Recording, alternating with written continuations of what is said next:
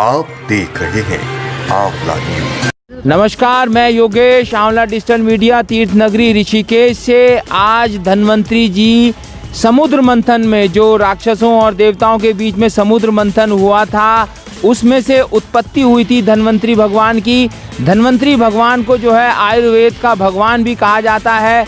आयुर्वेद, आयुष, इसकी स्थापना को लेके काफ़ी पहले से संघर्ष होता आ रहा है। सरकारें वादे तो करती है आयुर्वेद को बढ़ावा देने के लिए। देवभूमि उत्तराखंड में भी कहा गया था कि आयुर्वेद को बढ़ावा दिया जाएगा, लेकिन ऐसा कुछ दिखाई नहीं दिया। लेकिन हम चर्चा की शुरुआत जो है धन्वंतरी भगवान से करेंगे, जिनकी उत्पत्ति हुई थी। और हम जो स्थल पर हैं, यहाँ पर जो है धन्वंतरी भगवान का जो है मूर्ति भी है, मंदिर भी है। बाहर पे हम आपको अपने विजुअल में दिखा रहे हैं। यहाँ पे कभी जो है आयुर्वेद की शिक्षा भी होती थी, उस पर भी चर्चा करेंगे।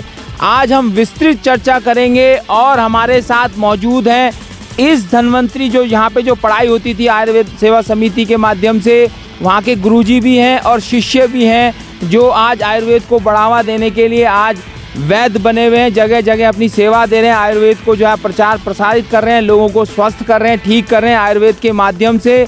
हम शुरुआत बुजुर्ग से करेंगे, गुरुजी से करेंगे। गुरुजी, आपका शुभ नाम क्या है? मेरा नाम जो है गोविंद सिंह रावत है जी। और मैं 79 में यहाँ मतलब एज ए शिक्षक, मतलब इनका अध्यापक समझ लीजिए, टीचर समझ लीजिए, प्रोफेसर, कुछ भी समझिए, उस माध्यम से मैं यहाँ आया था। और आयुर्वेद के इन जो वर्तमान स्नातक लोग हैं, ये सब शिक्षा दीक्षा में, आयुर्वेद की शिक्षा दीक्षा में जो मेरे से बन पड़ा वो मैंने किया है।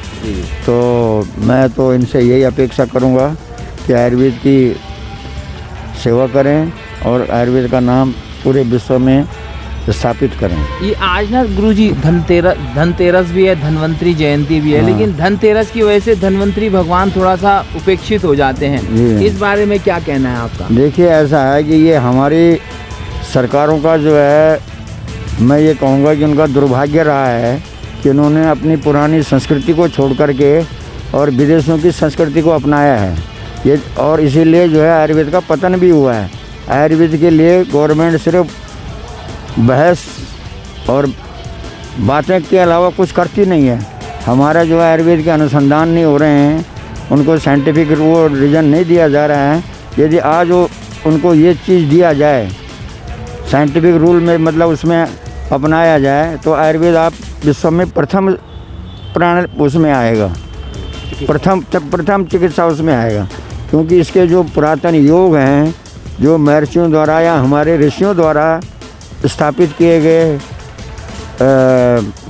तथ्य हैं, वो आज भी प्रामाणिक हैं। एलोपैथी या दूसरे पैथियों वाले अब बाद में बोलते हैं कि हाँ ये आयुर्वेद में अच्छा था, लेकिन उस पर हमारे जो है सरकारों का इसमें कोई जो है वो नहीं रहा है, ठीक है ना, ध्यान नहीं दिया गया है। आज वो ध्यान दें तो हम प्रथम आएंगे। ये धन्वंतरी भगवान के बारे में कुछ आप अपने शब्दों में बताइए। पहले अपना नाम और परिचय दीजिए। मैं डॉक्टर JP राठी, यहीं धन्वंतरी आयुर्वेद महाविद्यालय का स्नातक हूँ। मैंने इस महाविद्यालय में 1975 में एडमिशन लिया था। नहीं, 74-75। तो मैंने 5 साल का यहाँ से आयुर्वेदाचार्य किया और इसी क्षेत्र में, यहीं ऋषिकेश में आयुर्वेद की सेवा कर रहा हूँ।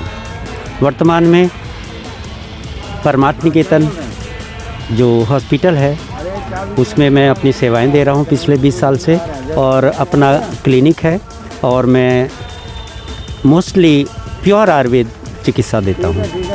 ये आप भी अपना परिचय और धन्वंतरी भगवान के बारे में कुछ बताइए। मेरा नाम डॉक्टर AK शर्मा है और 73 में मैंने यहाँ एडमिशन लिया था। 78 में पास आउट हुआ और मैंने यहाँ शिक्षा ली, दीक्षा ली, और धन्वंतरी जी के बलबूते पे आज हम अपनी रोजी रोटी कमा रहे हैं। धन्वंतरी जी उन महान पुरुषों में से हैं जो समुद्र मंथन हुआ था राक्षसों और देवताओं के बीच में, उसमें से ही धन्वंतरी जी की उत्पत्ति हुई थी। और वो अमृत कलश लेकर के बाहर निकले थे समुद्र से, तब देवताओं में और राक्षसों में युद्ध छिड़ा था और तब से ही आयुर्वेद को बढ़ावा मिलता चला गया। आयुर्वेद आदिकाल से आयुर्वेद हमारे साथ है और इसकी उत्पत्ति आदिकाल से ही है।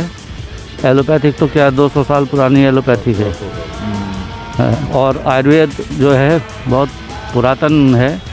आप लगा लीजिए कब देवासुर मंथन हुआ था तब से ये आयुर्वेद है। ये आप भी अपना परिचय और मुझे डॉक्टर गिरधारी लाल अरोड़ा के नाम से जानते हैं लोग। मैं भी इसी धन्वंतरी आयुर्वेदिक कॉलेज से ही पढ़कर 1981 में निकला हूँ और मैं अपने को बहुत भाग्यशाली समझता हूँ कि भगवान धन्वंतरी ने हमें इस कार्य के लिए चुना। वर्तमान में भगवान धन्वंतरी के बारे में आपने जो भी कहा, आयुर्वेद के बारे में जो आप पूछ रहे हैं, प्रश्न आपका है कि आयुर्वेद को इतना ध्यान नहीं दिया गया। अब प्रधानमंत्री मोदी जी को मैं धन्यवाद देना चाहूँगा कि उन्होंने आयुर्वेद को पुनः स्थान दिलाने का वो एक प्रयास उनका जारी है और हम लोगों की भी जिम्मेदारी बनती है कि हम उनके उस कार्यक्रम को अच्छे ढंग से आगे बढ़ाएं।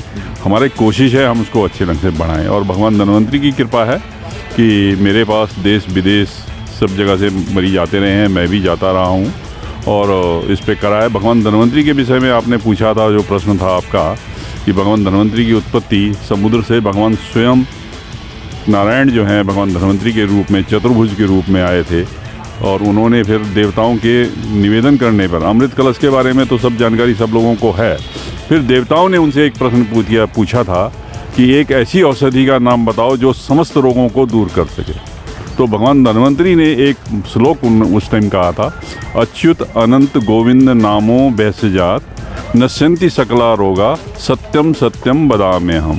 जो व्यक्ति अच्युत अनंत और गोविंद नाम का मनन करेगा, पाठ करेगा, उसके समस्त रोग इससे दूर हो सकते हैं और ये मेरा प्रत्यक्ष अनुभव किया हुआ है। कई कैंसर के मरीजों को मैंने ये बताया कि आप इसको करो, मृत्यु निश्चित है, शरीर जाएगा पर कष्ट नहीं होगा। अगर रिकवरी होनी है, शरीर ने नहीं जाना है तो बहुत जल्दी रिकवरी होगी। दो भी औषधि आप ले रहे हैं, एलोपैथिक ट्रीटमेंट ले रहे हैं, आयुर्वेदिक ट्रीटमेंट ले रहे हैं, लेकिन विश्वास इस मंत्र पे करिए, वो दवा ज़्यादा अच्छा काम करेगी। तो ये भगवान धन्वंतरी का हमारे पे आशीर्वाद। आप बताइए कि क्या शुभ नाम है और परिचय दीजिए पूरा। मेरा नाम वीरेंद्र शर्मा है। मैंने 1970 में जो धन्वंतरी आयुर्वेद महाविद्यालय में 5 वर्ष का जो कोर्स, पहला कोर्स चालू हुआ था, उसके हम प्रथम बैच के छात्र हैं। मैं प्रारंभ से ही आयुर्वेदिक चिकित्सा करता हूँ प्योर, उसमें कोई एलोपैथी का नहीं, हालांकि मैं किसी पैथी का भी विरोधी नहीं हूँ। आज जो है हम सबसे गंभीर सवाल को लेकर यहाँ पे मौजूद हुए हैं। यहाँ पे गुरुजी भी हैं और यहाँ जो जिन्होंने शिक्षा दीक्षा ली है वो भी है। गंभीर सवाल इसी धन्वंतरी भवन को लेकर है। यहाँ पर पहले पढ़ाई होती थी, बच्चे निकलते थे। सुनने में ये भी है कि 20,000 से ज़्यादा विद्यार्थी इस धन्वंतरी भवन ने दिए, लेकिन ये कुछ दशकों से बंद पड़ा हुआ है। यहाँ पे आयुर्वेद की कोई शिक्षा नहीं हो रही है। उसी बारे में इनसे जानेंगे कि इन्होंने कब स्कूल छोड़ा और कब से ये स्कूल बंद है और ये क्यों नहीं खुला, इसके लिए क्या प्रयास रहे, इनके बारे में जानेंगे। शुरुआत गुरुजी से ही करते हैं। सन 83 से ये बंद हो गया था। 83 से पहले मैं यहाँ शिक्षण कार्य में कार्यरत था, लेकिन ये किसी मतलब संस्था, कोई संस्था है प्राइवेट, कौन सी संस्था है जो आयुर्वेद सेवा संस्थान के अंडर में है, जो कि एक प्राइवेट संस्था है। इसमें गवर्नमेंट का कोई हस्तक्षेप नहीं हुआ। उन्होंने पढ़ाई लिखाई बंद कर दी और स्कूल बंद हो गया। कुछ जो है सरकार ने भी मतलब अपने ऐसे प्रावधान रखे कि इस कॉलेज को बंद होना पड़ा। इनका एक ऐसा प्रावधान था कि हम उत्तर प्रदेश में केवल लगभग 8-9 मेडिकल कॉलेज आयुर्वेद के ही रखेंगे और बाकी, और वो भी यूनिवर्सिटी से अफिलेटेड जो होंगे या उनको अफिलेटेड कर दिया जाएगा। तो जो बाकी व्यक्तिगत या किसी संस्था के अंतर्गत महाविद्यालय थे, उन सबको बंद करना पड़ा। जी, ये आपका क्या कहना है? मेरा इस विषय में कहना ये है कि आज़ादी से पहले आयुर्वेद की शिक्षा अंग्रेज़ों ने बंद कर दी। फिर 1977-78 में यूपी में एक सरकार बनी, कल्याण सिंह स्वास्थ्य मंत्री जी थे, उन्होंने सब कॉलेज की इनकी मान्यताएं रद्द कर दी। इन कॉलेज के विद्यार्थियों को सरकारी कॉलेज में डाल दो, ऐसा उनका आदेश था। पर उन्होंने कहा हम लोग नहीं ले पाएंगे, जगह नहीं है। इस सिलसिले में ये कॉलेज बंद करना पड़ा। तो भाई यहाँ 83 तक शिक्षा व्यवस्था चली, उसके बाद सब बंद हो गया। आयुर्वेद सेवा समिति के जो संविधान है उसमें जो गुरु राम राय दरबार देहरादून का जो अध्यक्ष होगा, पदेन अध्यक्ष, वो ही इसका अध्यक्ष होता था। और जो बाबा काली कमली का जो प्रबंधक होता था वो इसका सेक्रेटरी होता था, या जिसको भी वो न मिले। लेकिन दोनों ही संस्थाएं दिल से नहीं चाहती थी कि यहाँ आयुर्वेद चले, दोनों इस संपत्ति को खुर्द-बुर्द करना चाहते हैं। ये हमारे साथ जो है गुरुजी भी थे, इस विद्यालय से पढ़े हुए जो है विद्यार्थी भी थे, दोनों संयुक्त रूप से यहाँ पे थे, जिन्होंने कहा है कि हमारा देश भले ही आज़ाद हो गया, लेकिन यहाँ पे जो देश की संस्कृति थी, आयुर्वेद संस्कृति थी, समुद्र मंथन से निकले हुए जो धन्वंतरी जी थे, जो भगवान थे, उनकी जो है व्यवस्था भी सुचारू रूप से नहीं की गई, आयुर्वेद शिक्षा को नहीं बढ़ावा दिया गया। 83 में जब ये बंद हो गया तो उसके बाद सरकार के द्वारा कोई प्रयास नहीं किया गया कि आयुर्वेद सेवा समिति को दोबारा पुनर्गठित किया जाए, दोबारा यहाँ पे आयुर्वेद की शिक्षा को बढ़ावा दिया जाए। ऐसा कोई प्रयास नहीं किया गया। इसलिए देश आज़ादी से पहले यानी कि 1917 में खुला ये आयुर्वेद का भवन, धन्वंतरी भवन, 83 में बंद हो गया। 83 से आज तक ये खुला नहीं। इससे आप अंदाज़ा लगा सकते हो कि हमारी सरकार आयुर्वेद के प्रति कितनी संवेदनहीन है। हमें इसलिए कहा जाता है कि ये देवभूमि है, पर्वतों की भूमि है, आयुर्वेद की भूमि है, जड़ी बूटी की भूमि है। लेकिन इसी भूमि को जो है 20 साल हो गए हैं गठित हुए, और यहाँ पर भी इस धन्वंतरी भवन की पूरी तरीके से उपेक्षा है। ये यहाँ के शिक्षकों और जो विद्यार्थी हैं उनका कहना है, उनका सरकार पर भी सीधा सीधा आरोप है। और जो सेवा समिति और जो संस्थान और जो यहाँ पे काली कमली और गुरु राम राय हैं, उन पर भी सीधा सीधा आरोप है कि उन्होंने भी आयुर्वेद को बढ़ावा देने के लिए कोई प्रयास नहीं किया। धन्यवाद। मैं अपने सहयोगी अरविंद के साथ योगेश, आंवला डिजिटल मीडिया, तीर्थनगरी ऋषिकेश और देवभूमि उत्तराखंड।